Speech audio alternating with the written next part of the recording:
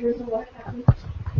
The question before that, but when and how do we acquire this so-called ability of even looking back at what has happened and sort of going over it and trying to just crystallize it in a way that is okay with our own self-image? And because many times we struggle, we want to keep going through something and finally put it in a way that is not shame, doesn't show us in a very shameful light. And so when does this ability come in? Or Yes.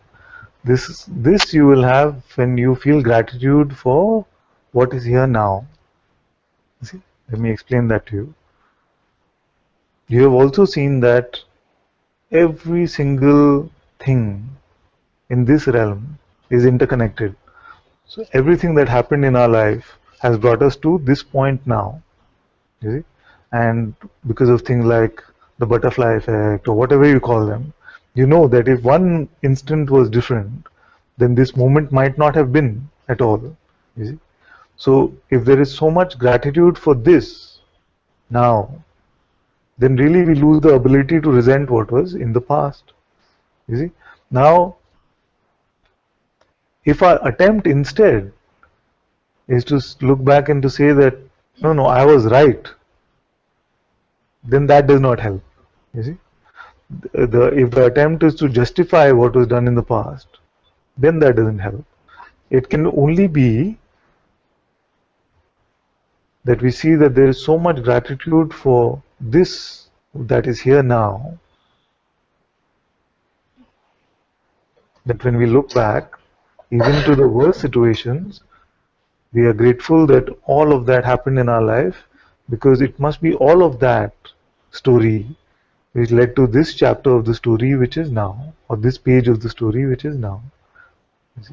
question was slightly different, Anandaji. If you were talking about the 5-year-old, like for them, they are completely anchored in the moment, and I don't know if they look back, or I simply wanted to know, like, when does this ability of like kick in? It's one of the aspects of the mind.